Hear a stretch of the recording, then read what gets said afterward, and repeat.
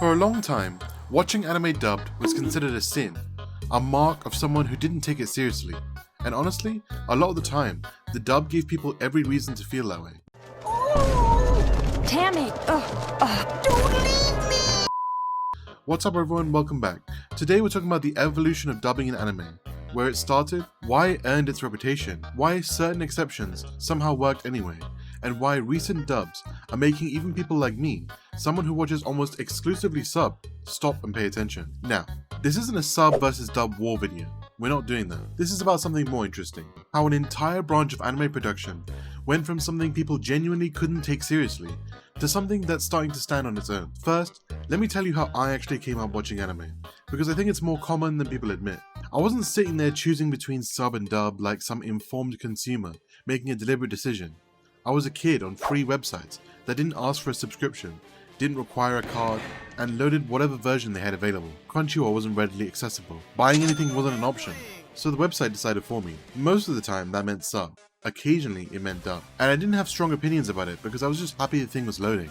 That's the honest origin story for me and maybe a significant chunk of you guys. Not a preference, just whatever was available at the time. The sub versus dub identity came later, after we had already been watching for years without really thinking about it.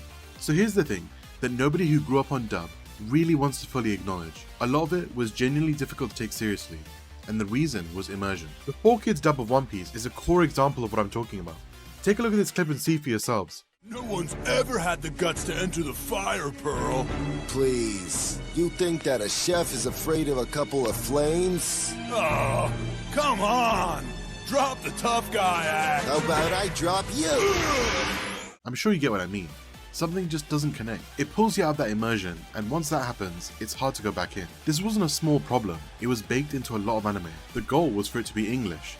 The means was just an afterthought. The results was more often than not, the dialogue sounding corny. But here's where it gets complicated, because some dubs worked, and I'm still not entirely sure whether they worked because they were genuinely good, or because certain individual performances were so strong they carried the whole thing. Dragon Ball Z is the obvious one.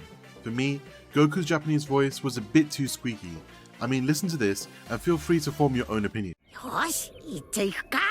Personally, I grew up with a dub, and the difference in Goku's voice acting is like night and day. Alright then, let's give it a go! I'm not gonna say one thing is better than the other, but in this case, I prefer the dub. It felt like Goku was really losing it, and the screams were almost like a roar.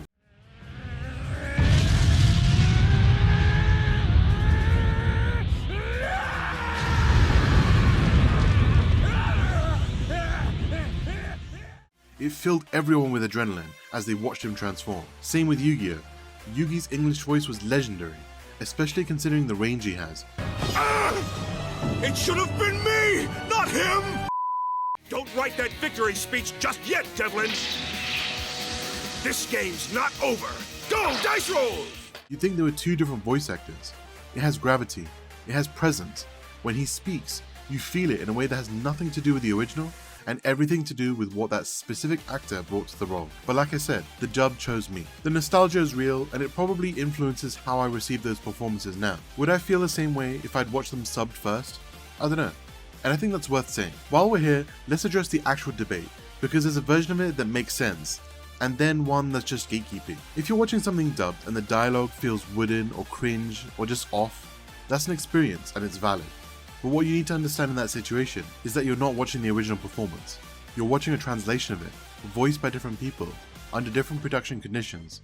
The thing you're reacting to isn't the show, it's a version of the show. The idea that watching dub makes you less of a fan, that sub is the only legitimate way to engage with anime, that people who watch dub aren't taking it seriously, that's just a load of BS.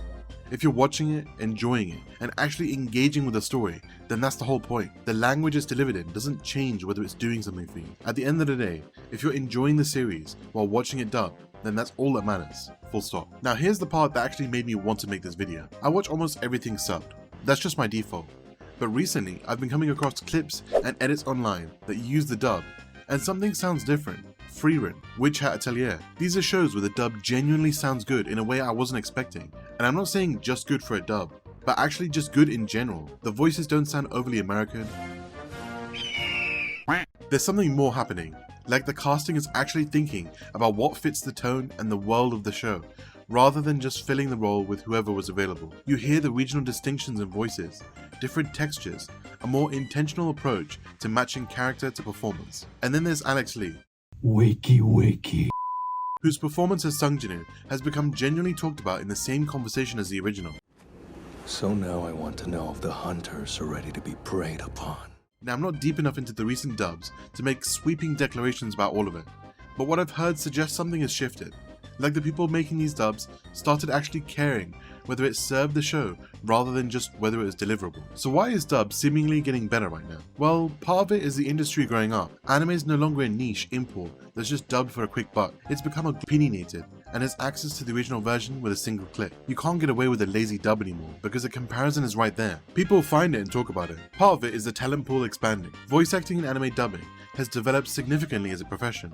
There are actors who've grown up with the anime, who understand the source material, who bring a different level of investment to the work than earlier generations. And part of it is probably streaming. When Crunchyroll and other platforms are funding and distributing these dubs to a global audience, the production value has to meet a different standard than it did in the past. The result is dubs that sound like they belong to the show, rather than sounding like the show was translated into something else entirely. Look, I'm still gonna watch most things subbed, that's just where I am.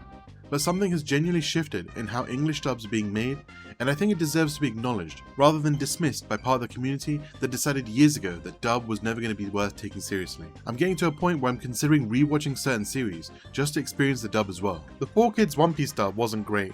The Freewind dub kind of is. Those are both true at the same time, and the difference between them is roughly 20 years of an industry figuring out what it's doing. Dub earned its bad reputation. It's also quietly starting to earn something else.